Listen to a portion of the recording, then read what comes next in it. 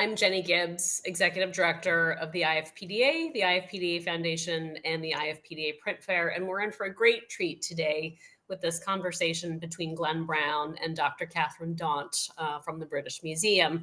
Before I turn the program over to Jen Bradovich from Print Center New York, which is the presenter of this program, want to remind folks that we are having a special evening view for IFPDA friends and members next Friday, November 1st. If you haven't already seen the exhibition reprint about which we'll be speaking, please join us next Friday, and I will throw the link to RSVP for that into the chat. And with that, I'm very happy to turn the program over to Jen. Thank you so much, Jenny. And thank you, everybody, for joining us. I'm Jen Bradovich. I'm Director of Exhibitions and Programs at Print Center New York. And this talk is organized in conjunction with our exhibition Reprint. It's currently on view at the Jordan Schnitzer Gallery at Print Center New York until December 14th. If you are local and you haven't had a chance to see it, please do come by. There's also a book which you can get online if you're not local but you want to learn more. And the show brings together 5 contemporary artists, including Glenn Brown, also Cecily Brown, Mark Bradford, Enrique Chagoya, and Lynette Yadam-Bwachi. And broadly, the show explores how artists look at and process and sort of use and transform other images and materials, and tries to think about how print has been part of this history of reproducing, disseminating, and shaping conventions and ideas. So in some cases, the source material is art historical, in the case of what we're talking about today. In others, the artists are working from like ephemera or, pop and visual cultural materials. And the thing that's really nice about the project is that we see in the room not just the works by the 5 contemporary artists, but also some key examples of the materials that they're looking at and working from. So in particular, we see some selections from a body of prints by Glenn Brown. And alongside that, we see a couple of really fabulous etchings by Lucian Freud, who Brown is drawing from.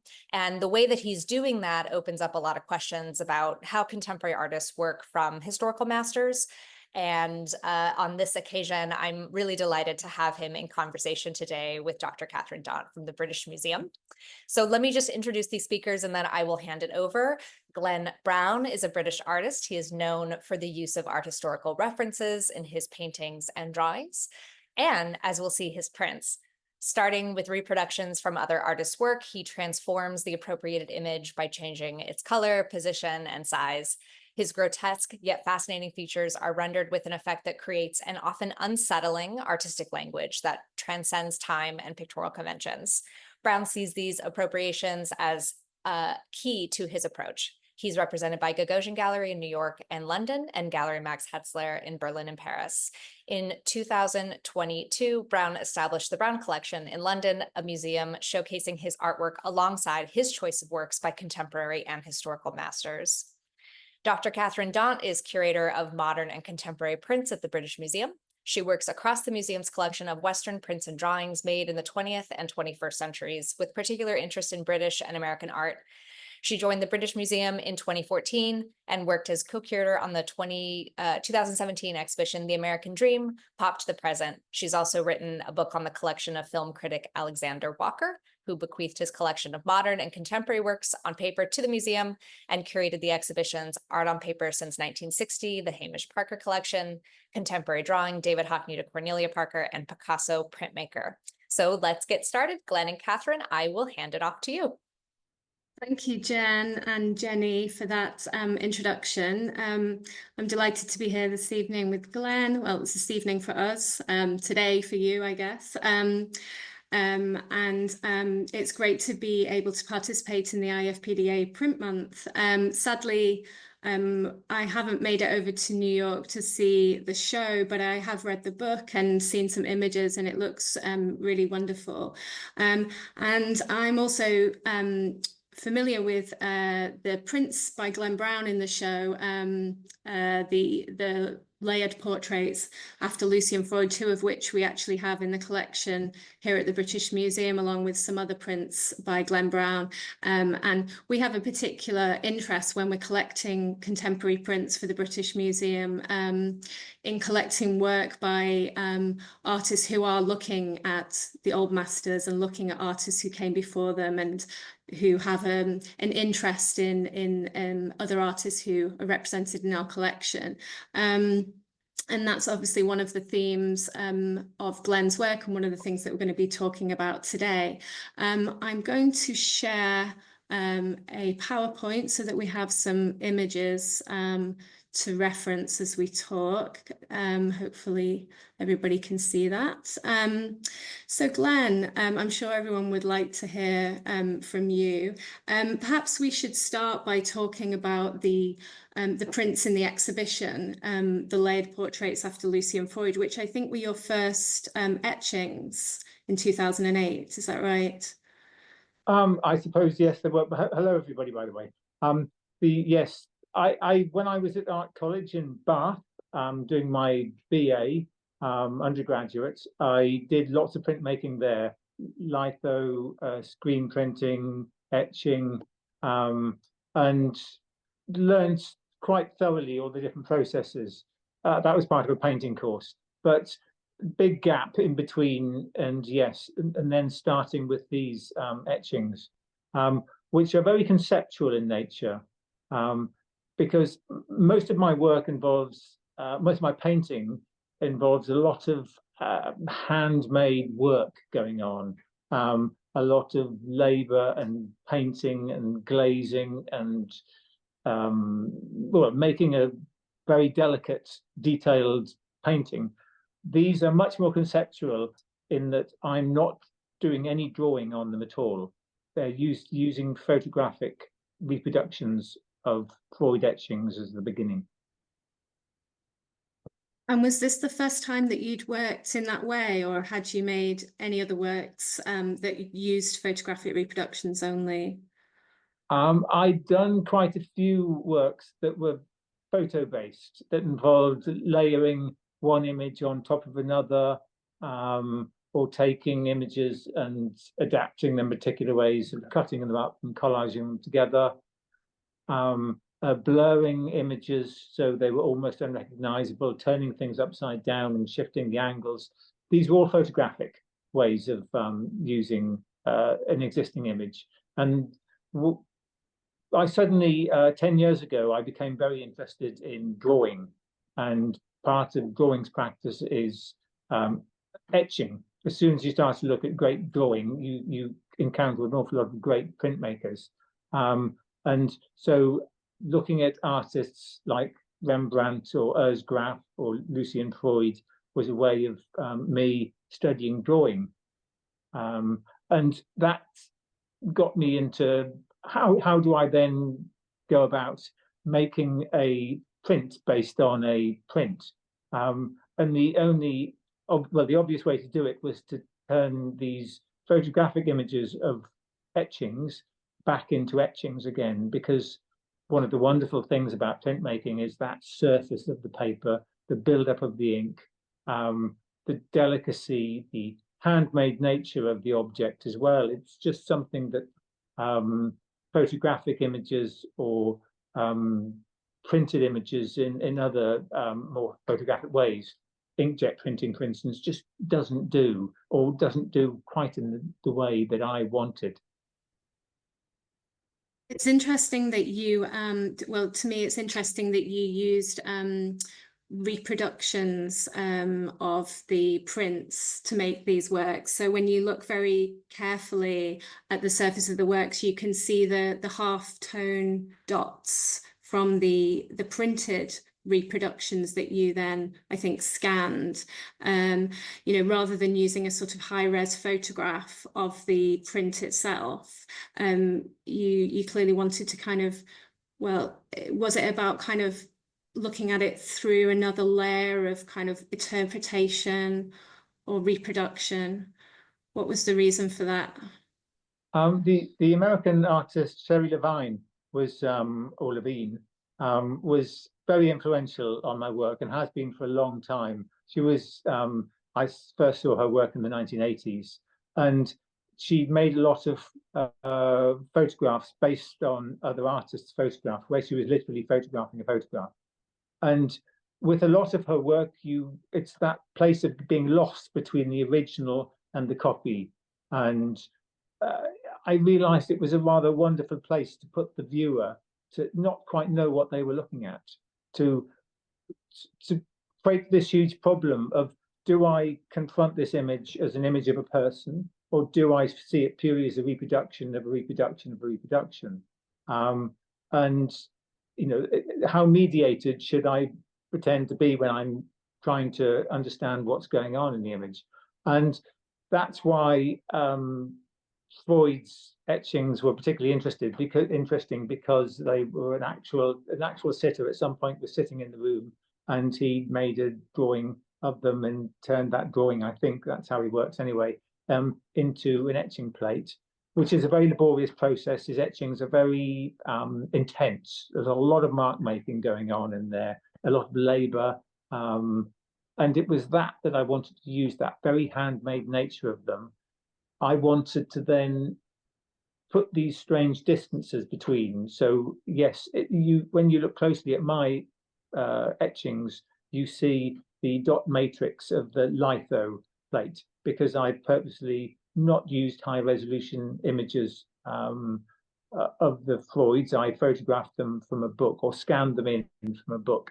And I wanted the viewer to see that dot matrix of the litho. It was very important that it had been through stages, the image. It's interesting, yeah, that you talk about the viewer and wanting the viewer to not quite know what they're looking at. And I think it was Jen in her intro used the word unsettling about your work. And lots of people have commented that your work in paint or print can be unsettling and disturbing. And I think in the essay in the book that accompanies the show at the Print Centre, Gillian Forrester talks about how she says your paintings and sculptures in particular can push viewers to the limits of their observational capacities and induce both pleasure and discomfort, even existential anxiety, sometimes simultaneously. So you clearly, I mean, when you say that you don't want the viewer to know what they're looking at, you do want the viewer to be unsettled? Well, with my paintings, that have a very sheer flat surface, I'm almost painting in the style of a photograph.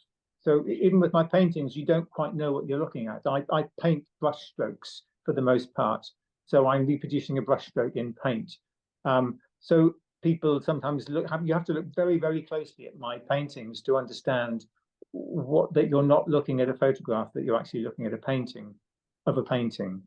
Having said that, they're not direct copies, just as these prints aren't direct copies of the original. There is a lot of distortion going on in order for me to produce what I want. I'm manipulating the Freuds quite a bit to achieve them all sitting together. And obviously it's not just the layering of the Freuds which has gone on, but I've sort of squashed and distorted the images so they all take on the same format. The edges all look basically the same. And the size, I think the print which has the maximum amount of images overlaid, I think has 15 different etchings, put one on top of the other. Maybe it's not quite 15, I think maybe it's 9 actually. I think it's 9 on these. And so I wanted this blackness, I wanted this black build-up of ink to almost become this psychological weight, this idea of depression almost, that there's too much information going on, so the person almost, the identity of the person becomes shut down because you can't take in that much information. It's almost like they're being in a crowd of people. You can't register anybody anymore. You just register this mass of people. And that's why there's a very sort of dark feel to these images. They're on the verge of breakdown, in a sense. Yeah, it's interesting to me that you still call them portraits. You know, the title of this series is Layered Portrait, and they are clearly heads, but they're sort of barely, I mean, as you say, they're not recognizable faces. The tone, you know, it's so black that you really can't see features in these images. What does the word portrait mean to you in that context? Because you also call the series that you did at the same time after Images by Rembrandt, and then the ones you did after Urs Graf, that you also call those layered portraits. And they are images of people, but not specific people necessarily. You know, Rembrandt's, the sources for those are kind of Atroni figures, and unlike the Freuds, which are specific people, that the Graf and the Rembrandts aren't necessarily, but you still call them portraits. What does portrait mean to you? I mean, I think the conventional understanding of a portrait is that an artist has stood in front of somebody and has a direct communication with somebody, and therefore tries to present their understanding of the person, the sitter, in a work of art. I obviously don't do that. I don't have any communication with the person that was sitting. The same with my paintings. I'm using other artists' work to mediate through. But when I say they're portraits, I suppose they're not just portraits of the person sat in front of Freud, but they're also of Freud himself. That he is part of this portrait as well. They hopefully talk to the viewer. They communicate with the viewer, and I communicate with the viewer. And I want people to read them in the way that they would when they were having a conversation with somebody, the way your eye scans across somebody's face, and you make certain assumptions about who somebody is just based purely on their visual appearance, not just on what they say, but on how they look, what they're wearing, how their hair is presented, the brightness of or otherwise of their eyes, their expression. There's so much information being put forward by somebody. And to a large extent with these Freud etchings, it's that information becomes very problematic because you don't see a lot, but there still is a lot of mark making in there, and there's still a lot of personality to be seen. And the overlaying just makes that information denser, more difficult to read, but hopefully more intriguing and more, I don't know, psychologically punishing maybe, but it's the intensity of mark making that happens when you get sort of 4, 5, 6, or 9 etchings overlaid, which I particularly liked. That oppressive sense of expression. So maybe we should talk about the sources. And you've already said, you know, you're interested in Freud because of the sort of obsessive mark making and the lines and the kind of textures of his etchings. But I mean, how do you feel about Freud and his work? Are you are you an admirer of his work? Are you kind of attracted to him because you like his work, or is it more to do with the actual the line and the style of his etchings? I have to admit that I've probably grown to like the work more than after starting these images and intensely looking at them, than I did when I first encountered them. I am not necessarily a huge fan of all of Freud's work, but there are certain paintings which are, and certain drawings and paintings, and drawings and etchings, which are, I think, unmistakably very powerful. And so, but in some sense, it doesn't really, well, I can't say it doesn't matter whether I like his work or not. I would use an artist's work even if I didn't like it, if it achieved what I wanted it to achieve, and if I liked the results. In some sense, it's not what you input, it's what the output is that I feel is important.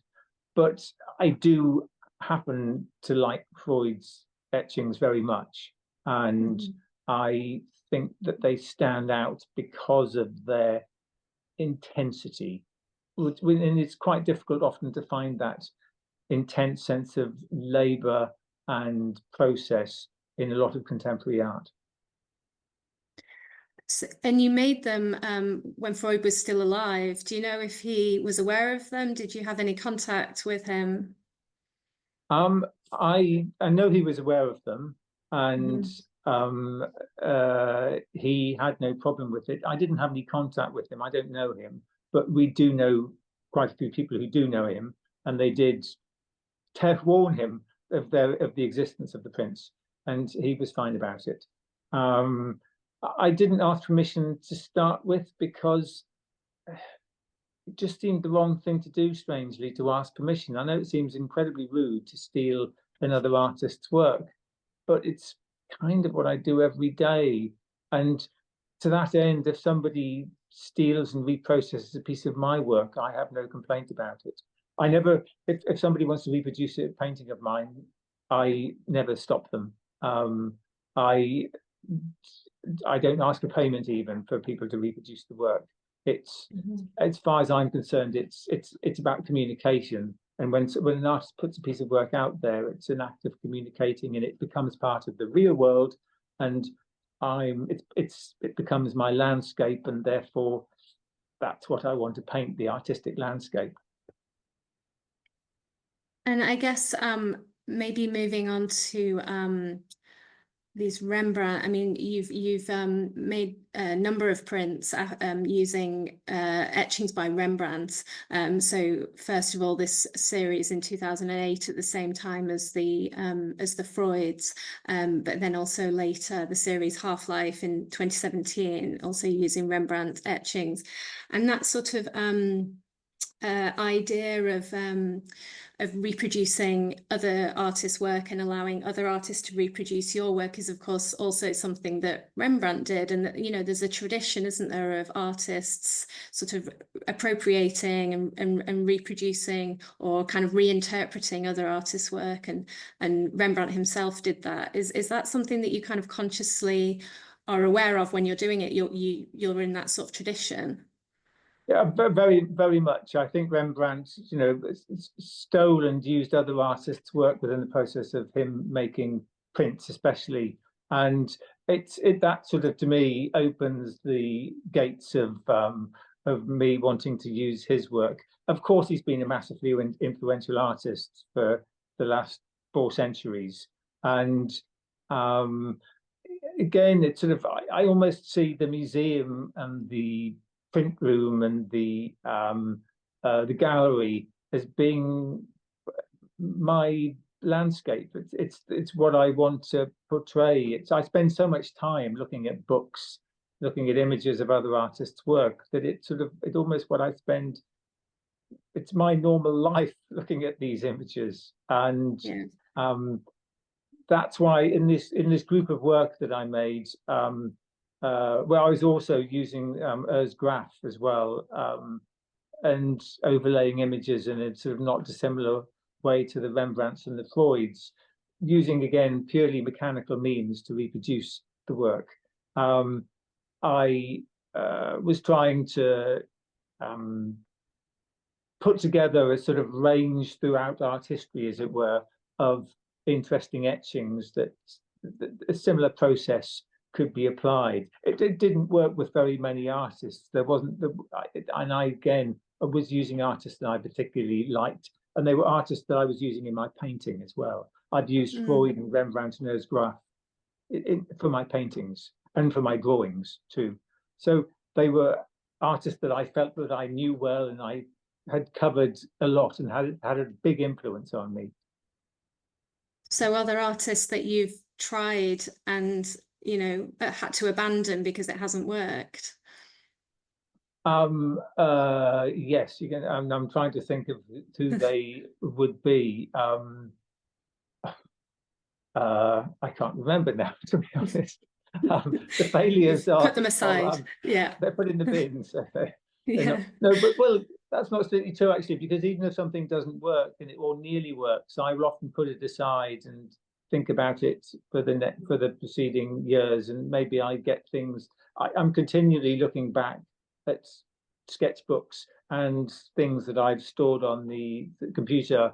I'm looking back sort of 5, 10, 12 years to look at images and see whether I can get them to work now, whether my skill level has gone up enough for me to understand how to process these artists' work.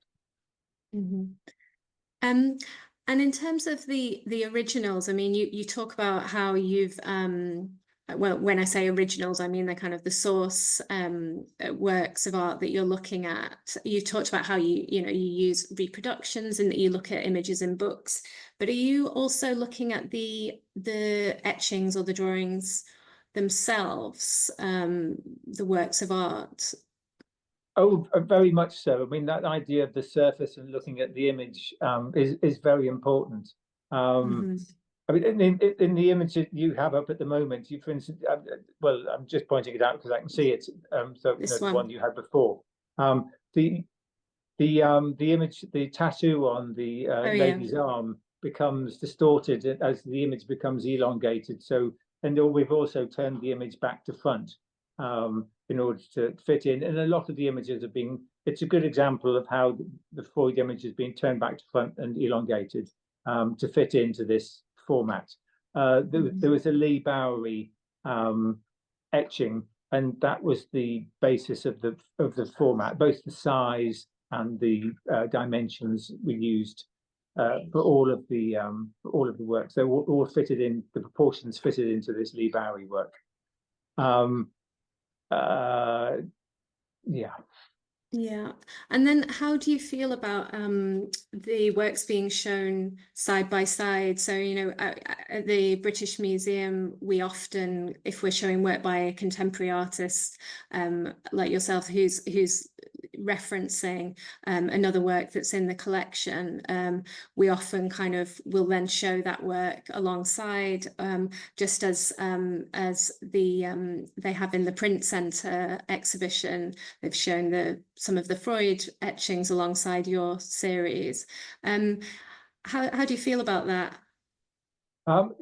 In the past, I might have had a problem with it because I might have said, "Oh, I want people to concentrate on what they have in front of them, and I want them to have a direct confrontation or communication, conversation with my work, and that having the source images was just going to confuse things." But I think as time's gone on, I've realized that actually, no, it can be if done the right way, it can be quite enriching. It just explains a bit more of the process, and it gets people to look at Freud etchings, but they might not necessarily look at, or Rembrandt etchings that they might not necessarily easily have access to.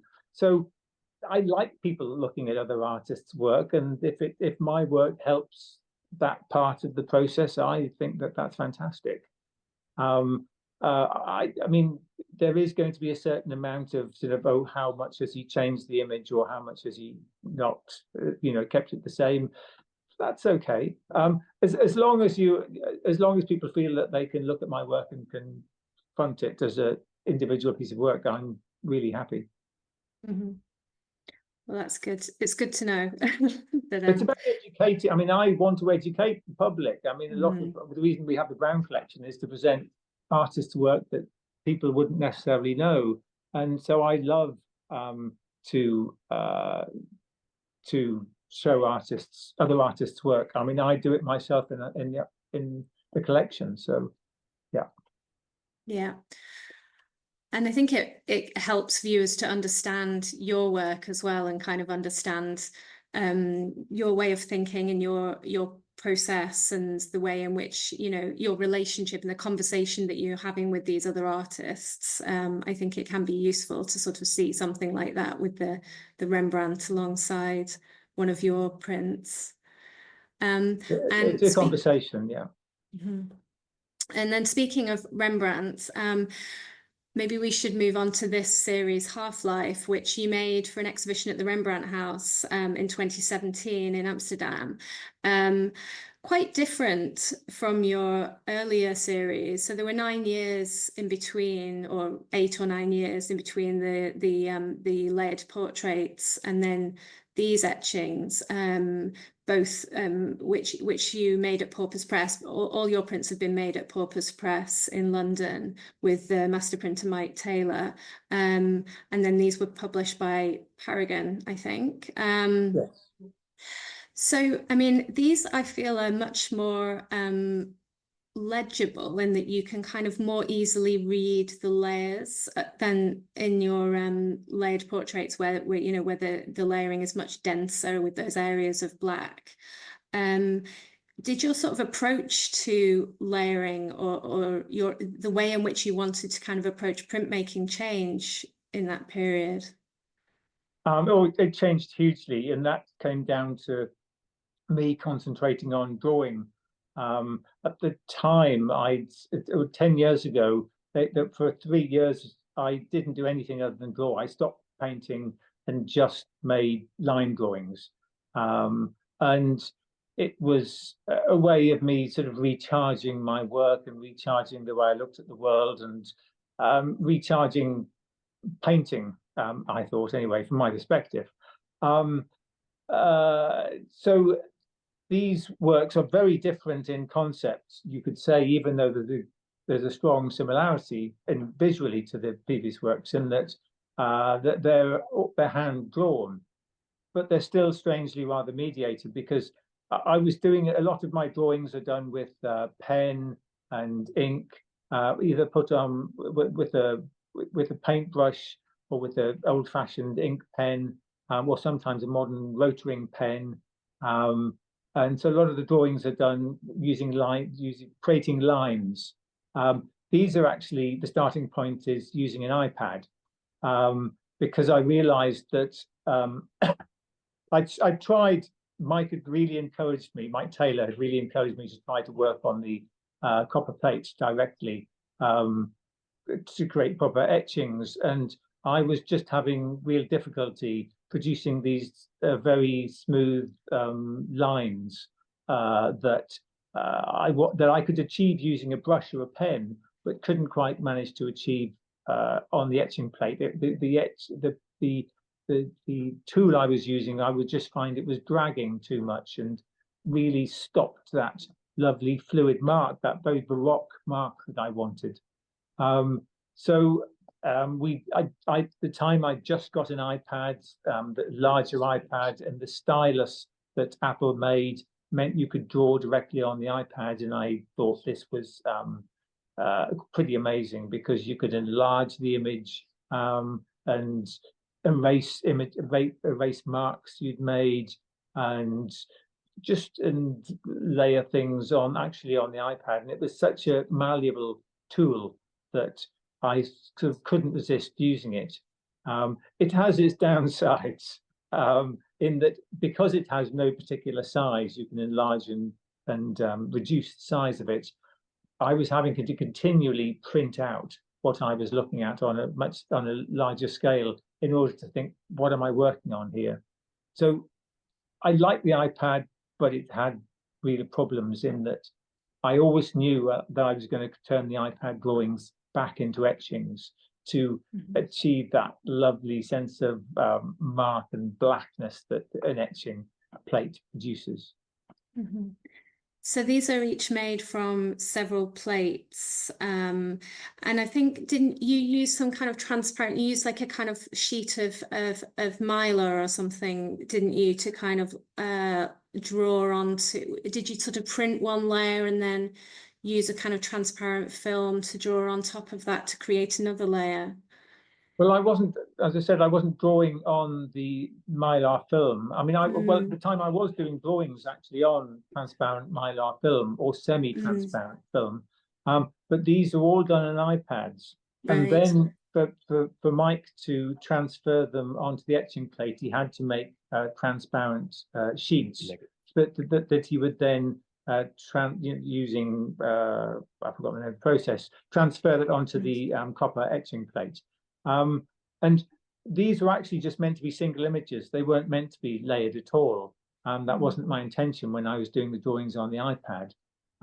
So we'd actually started the process of making the etchings, these single layered etchings, and then Mike, when we were in there printing the first ones, Mike just put one of the mylar sheets down on the etching, just to put it somewhere safe and clean. And I saw it and thought, hang on, this is actually really interesting. It actually looks much better when you have two layers rather than just the one layer. And it fitted so well into the previous etchings that I'd done, these sort of multi-layered, confused, massive lines, that I then sort of realized that there was a way of creating double images. And so all of these 6 works, they're just double images. There's only ever 2 images involved in them. And I should point out that they're all based on Rembrandt's etchings, but there's a lot of distortion going on in them. They're hand drawn, and I'm enlarging and distorting the figure quite a lot. They're in no way copies of the well, I suppose they're copied from the Rembrandt etching, but there's a lot of artistic license going on, and a lot of distortion. And importantly, all the figures have hats as well, and the hat becomes quite a dominant feature in these prints. It's just because they're fanciful hats. I mean, Rembrandt would purposely portray people in costume, in fanciful costumes, making them look like they were people from different countries or different centuries even. And I really played up on these peculiar hats by and sort of enlarging them hugely on my etchings.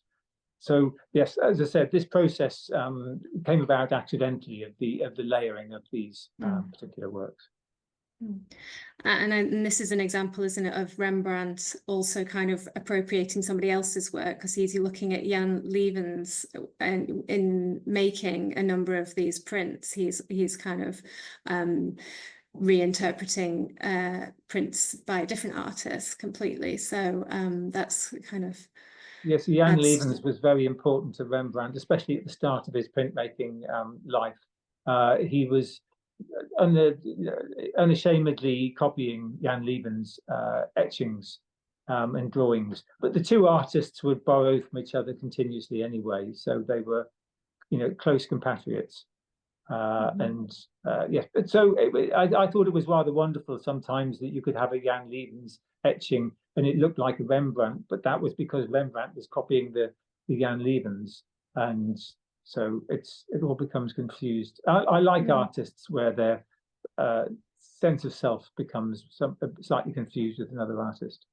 And I think in these prints, you can see when you look at them without knowing, I think you would recognize elements of Rembrandt in them, but they're also kind of unmistakably Glenn Brown compositions. They've got those kind of wonderful kind of dynamic swirling baroque lines that that you see in your painting, and that you kind of you get that sort of movement that you get in your paintings and sculpture as well. So there's definitely a sort of a merging there of 2 artists, 2 or more artists, probably. Yeah.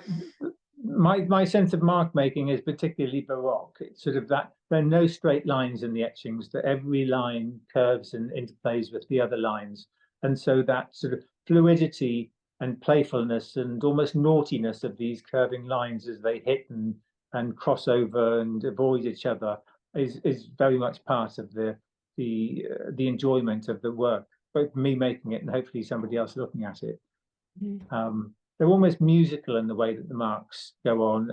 I was doing a performance a few years ago where there was an opera singer, countertenor, singing Handel operas, and Philip Glass as well, and they would interplay. And during the process, I was doing a live drawing on stage on a very large scale. I was backlit, so people couldn't see me. They could just see my hand creating lines and moving. And it was rather interesting that when Handel was playing, I find it very easy to draw or paint, rather. It was applied with the brush to Handel. Philip Glass is more of a challenge to me. that sort of more numeric, more linear sense of composition is almost antagonistic to what I was doing. So it was interesting the way that music played such an important part, and does when I'm in the studio in the making of these etchings and other works I make. Yeah, and I mean, you can tell that music is important to you because you reference, I mean, lots of your titles come from songs or lyrics. I mean, this series, the Bring on the Dancing Horses from in 2019, this series of 6 etchings and 1 lino cut. I believe the title is it An Echo and the Bunnymen song? And you've used lots of song titles as titles for your work. I have, and I don't necessarily expect people to know where the title comes from. I mean, I'm not expecting people to know anything about Echo and the Bunnymen. And to an extent, I'm not a huge fan of Echo and the Bunnymen, though they were a very important part of my younger life. I saw them play live several times, for instance, but I don't listen to them anymore, really. But it's just a great title, a nice piece of short poetry that applies meaning to the etchings, I think. They were made as a group all together at the same time, and they sort of ideas bounced off each other. Some of them are 5 of these are layered, and 1 of them isn't layered. And again, I wanted to introduce one that had no layer on it, just to confuse the issue and not try to, I wasn't trying to be a one-trick pony, to sort of use the metaphor of horses or ponies. So these were again made on an iPad, and the layering, I knew I was going to layer them before I started the works. So the layering on the ones that are layered becomes much more intentional. And so why did you decide to include the lino cut in this? Was this the first time you tried lino cut printing? Well, it was, and once again, the lino cut is made from a sorry, from using an iPad. So it's then mechanically transferred onto the and mechanically cut using a laser onto the lino cut, which is cheating, I realize, from the perspective of making pure printmaking. But I think if you look at artists from the past, they used available technology. They continually used what was available to them. And I don't think the idea, I'm not trying to cheat. I mean, I don't pretend that I was using a mark to score into the, using a blade to cut into the lino. And I have done that. I've made in the past. I know how to do it. I know how to make a traditional lino cut. I think when I was at school, everybody did them in the art class. So, and I have made several since. It's just that I want this particularly fluid line, and the one of the ways is getting this beautiful fluid line is to use a lino cut. I'm sorry, to use a the iPad. It's not. I only use the iPad for making these etchings. I don't use it for other drawing reasons, because it's, as I said, it comes with various problems. I wanted a black ground for this particular work, and when I started it, I knew I wanted to turn it into a lino cut. I wanted this particular surface. It's printed on Japanese paper, and it's that tactile sense of the way that the ink is transferred from the lino to the paper, which is, we were being very fussy about in the process of making it. It has the slight imperfections in it are very important. And the way that little almost bubbles appear in the ink is an important part. It humanizes the image, and the printing. It also describes the printing process. And what's the relationship like between you and Mike when you're working on these? Is Mike Taylor, the printer, the master printer at Porpoise? Is he making suggestions to sort of help you to achieve what you want to achieve? Oh yes, no, I couldn't do them without Mike. He is continually challenging. Well, what kind of process should we use to print these, and how can we make it easier? How can we get the results that you want? And he suggests things all along. He has such a lot of experience. And we don't always agree with each other. Sometimes I'll say, he'll suggest one thing really strongly. I say, I don't think that's quite what I'm after. I want a particular reference. And so and sometimes he'll go, no, trust me on this one. We need to reduce the size of it or something for it to work properly. And he'll do it, and I'll go, okay, right, you're right here. So it's a bit of push and pull with us, but it's a very, from my perspective anyway, it's a really enjoyable way of working. And I think you've talked about this pair, Sizewell A and B, which are you also made at Porpoise, 3-colored woodcut and lithographic plate prints. I think you said to me that you'd actually wanted to make, was it a combination of woodcut and etching? You wanted to use a combination of woodcut and etching for these prints, but Mike kind of persuaded you otherwise. Yes, they have a slightly sort of convoluted starting point, because I've been very interested a long time with chiaroscuro woodcuts, because they were sort of invented in a time and period in Northern Europe that I particularly love. And artists like Henrik Holtius just perfected the process of these sort of multicolored prints, and were so playful in the way they used color and line and form in them, that I sort of really desperately wanted to do some chiaroscuro woodcuts in homage to artists like Holtius and Jan Muller as well. The starting points for these two etchings, or they're not etchings, I shouldn't say that. I wanted them to be etchings because there's an artist who's very important to me called Abraham Blumart, who was a very important printmaker, and his drawings are very beautiful, and he made paintings as well. But his son, Frederick Blumart, really became more of a printmaker, and I think a very important printmaker. A lot of Frederick Blumart's son's work is based on his father's drawings and paintings.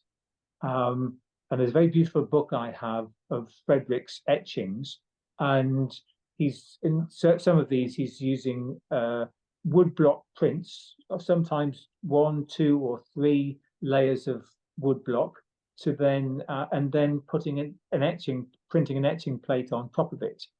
Sometimes we think he's doing the other way around, where he does the black etching first and then uses a very translucent ink on top of the etching. Importantly, Frederick's prints aren't that big. They're probably about 5 inches tall at the most, and so they're quite small. And what Mike and I discovered in the process of me making these much larger prints was that when you make an etching, you have the paper wet, so the ink transfers properly.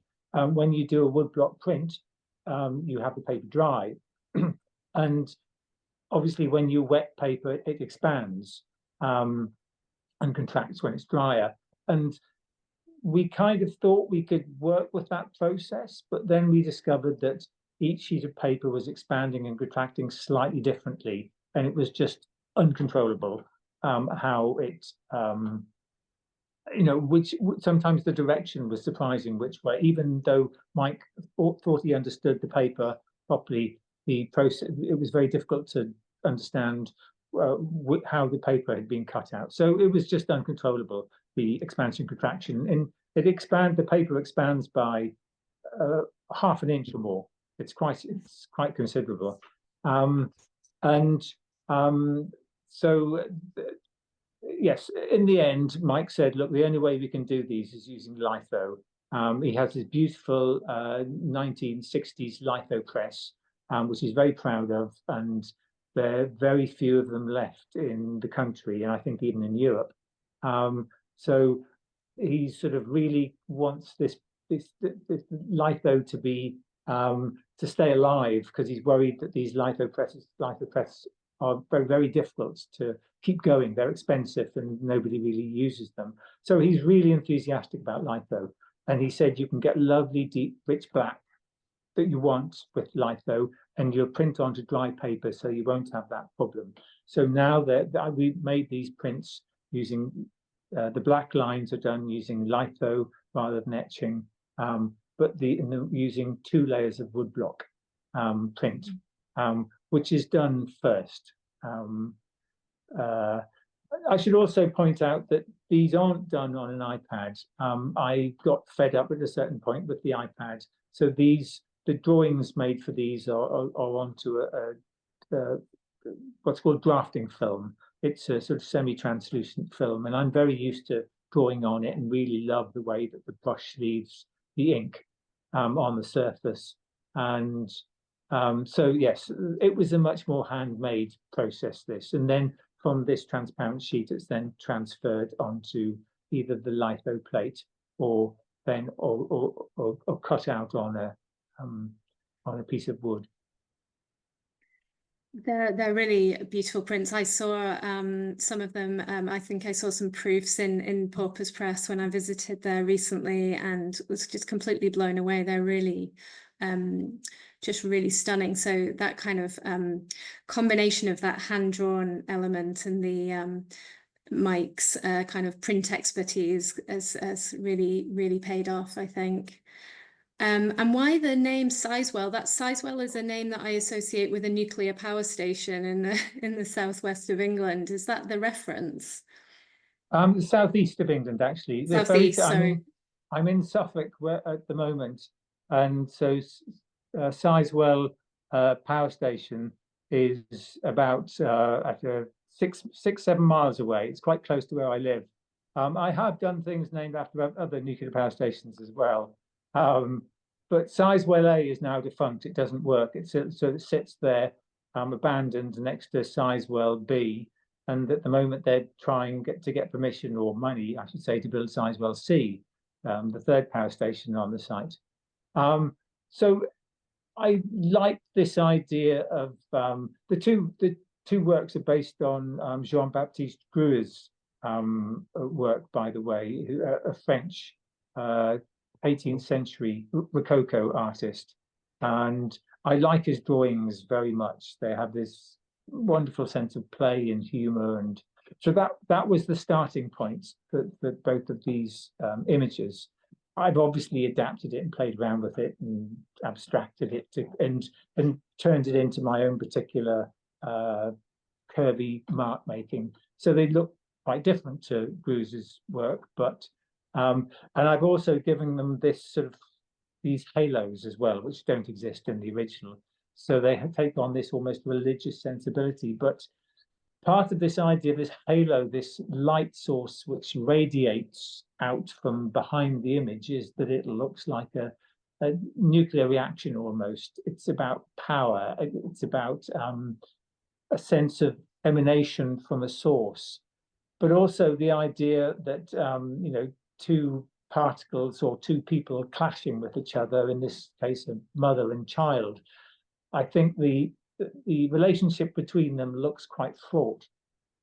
It's quite energized and almost argumentative, and so that idea of of atoms hitting each other and exploding seemed to be what I wanted the image to refer to. So it's sort of a nuclear power station which produces power to keep all our homes running, and the electricity that I'm using at the moment. seemed a really interesting way of looking at the relationship between two people. I think we're coming towards the end of our hour, so maybe we'll just finish with talking about this print, another recent work of yours from 2022, Don't Set Sail number 8, which is a hand-coloured etching. I believe it's based on a Rubens drawing after Michelangelo, the Sistine Chapel paintings. Obviously, we can see there that God has been kind of turned sideways and is pointing upwards rather than meeting Adam's finger, which in itself I think is a bit unsettling when such a familiar image is kind of changed and distorted in such a way. But also I find the work, you know, the composition, this kind of slightly monstrous kind of clump of body parts, also quite disturbing. Is it meant to be kind of repulsive in that way, or again coming back to sort of the idea of your work being unsettling? Well, I mean, I always play around with the idea of grotesque in my work, but my understanding of grotesque, which comes, I suppose, originally from Roman and Greek art, is that it is both repellent and beautiful at the same time. It's sort of it's a distortion of nature, but also part of nature, and that idea of the grotesque is very much akin to Baroque art, and it's almost antagonistic to the idea of sort of classical perfection. That you shouldn't want to attain perfect beauty. There is no such thing as perfect beauty. It's purely in the eye of the beholder, and that so. I both see the head that these body parts form as being both grotesquely ugly and grotesquely beautiful as well. And I think it's both tragic and funny at the same time as well. I like my work to be these in-between states. And once again, it's sort of, are you looking at, I mean, it's the starting point is Rubens, but Rubens was looking at Michelangelo, but actually the work's made by me, but it's printed by Mike Taylor. It's hand colored by me, but so who is the author of this? And I like that interplay. I think it's sort of a great fun because it confuses people in a playful way. Yeah, I like multiple images of things. The artist Giuseppe Arcimboldo is very important to my understanding. Those sort of double images and turning things upside down and on their sides, and the distortion and sense of and almost black sense of humor you'll find in all of my work. And the color palette, the hand coloring, is that referencing something specific as well? Very much. I like very much Thomas Rowlandson, the 18th century English cartoonist, satirist. His works are again sort of very, I mean, the political cartoons of the 18th century, and they were very fierce, sort of in the way that they treated politicians and the royalty and the aristocracy. Very funny and very entertaining, but he has a particular way of using color in his work, and so he'd made a lot of etchings as well. I mean, that's how he made his money, by selling prints, satirical prints that people would buy and maybe put in a book or just collect in whatever way they used to collect things. And so as a printmaker, he was very interesting, but also the way these etchings were then hand colored, because if they were hand colored, they could sell them for more money and they were more entertaining. So he would probably employ groups of people to hand color them. And so I was unashamedly utilizing Thomas Rowlandson's color sensibility, you could say, for my etching. I'm going to stop sharing now and just see if there's any questions in the Q&A. There's one question. Do you have access to the original etching plates of the artists that you appropriate? No, never. I mean, that would be sort of yeah. No, well, it wouldn't be. That would be a very interesting thing to be able to play around with. I think to get access to Rembrandt's etching plates. I mean, I know if you go in Rembrandt's house, for instance, they make these reproductions. I mean, they've remade his plates, and they actually print copies of Rembrandt's etchings, which you can buy in the shop. And it's fascinating for people to be able to see how printmaking works on a hand press. And so Rembrandt's house and etching are really it's a rather wonderful place to visit for that. Mhm. But I haven't actually used any of the original etching plates, and I certainly wouldn't get access to Lucian Freud's etching plates, because for one thing, I think that they may have been destroyed because you're not meant to print any more copies of the etching plate, so often they're destroyed.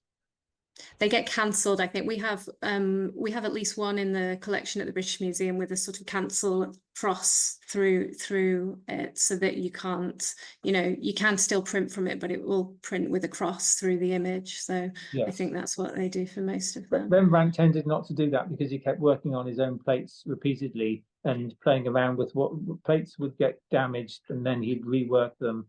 And so I think pretty much all of Rembrandt's etchings existed after he died and were used by other printmakers to carry on printing from. There's another question. Do you ever create monotypes? It says the gestural quality seems unnatural for you. No, I haven't. That sounds like a good thing to try, doesn't it? Because I know exactly what you mean, that particular sense of mark making. I'm very slow at making my drawings. They're usually the drawings that the etchings are then that are turned into etchings. They often take several months to make, and that the process of a monotype wouldn't work because you have to work very quickly with wet ink. So thinking about it, that's probably why I find it really difficult, because I like to make a whole lot of marks and then spend a bit of time thinking about how it's working. And they're very labor intensive, the drawings to do. So yeah, it's even though it's a nice process, it's not going to work for me, I think. And are you making any prints at the moment, working on any print series? I've got quite a few different prints in process at the moment. There's a lot of I mentioned Abraham Blumark before, and I'm making some prints based on drawings of trees of his. And when I make an etching or drawing or painting of a tree, I see it as being a portrait, because it's just the way I look at trees. I see them as being ancient individuals. They tend to be oak trees, a lot of them, they're depicted, so they can be 400 or 500 years old. And so they're quite figurative, playful portraits of trees. That's what I've been playing with at the moment. And again, I'm using the process of painting or drawing onto the plastic film, which will then be transferred onto the etching plate. It's a process which Mike told me how to use, and again, turning these into chiaroscuro woodcuts. So actually, some of them will be chiaroscuro, which we'll have to use litho, and some of them will be etching. But I can almost make the drawing and then decide, am I going to add color to it or not? The plastic film is nice because it can be used in sort of multiple different ways. And I can play around with Mike and decide what process we're using and what colors to use. One interesting thing we discovered in the process of doing the chiaroscuro woodcuts, which we'll then carry on using, is you produce two different colors of brown on those using exactly the same ink. So if you use a very translucent ink, and one layer of brown prints a very light brown, and then you print another layer on top of it and it goes darker, where it's got two layers. So you basically achieve two different colors by using the same ink, either printed once or twice. And that's exactly the kind of playful process which Mike is sort of brilliant at helping me come up with. Great. Well, we look forward to seeing those when they're ready. And I would just urge, if anybody is in London at the moment or anytime soon, a visit to the Brown collection is definitely a good thing to do, because there you can see Glenn's work alongside works from your own collection. And it's a fascinating, I mean, it's a beautiful place to visit, but it's also a fascinating insight, I think, into your thinking and your interests. The current show there has quite a lot of printmakers there. It has Henrik Holtius, Jan Muller, 16th century, 20th century prints by Monica Poole and Gertrude Hermes, and 19th century John Martin prints. So it has quite a lot of printmaking, as well as sculpture and painting as well, and drawing. John Martin was an obsession of mine as an undergrad, so I'd love to see that. I'm really excited to see the chiaroscuro woodcut tree portraits. That's something to look forward to. Thank you so much, Catherine and Glenn, and thank you, Jen and Print Center New York, for organizing this talk and for organizing the wonderful exhibition, which is on view at Print Center New York. I hope that everyone can join us on Thursday for the final webinar of Print Month with Michelle Foa from Tulane University. That is presented by Print Council of America. And I think it has the best program title of all of our Print Month programs. When Degas makes prints, plate and man are flattened together by his printing press, its mechanism having swallowed him completely. So we won't want to miss that. And so with that, I think we will sign off and see everyone on Thursday, and also hopefully on Friday, November 1st at Print Center New York for the evening view of reprint. Thanks, everyone. Thank you. Bye. Thank you.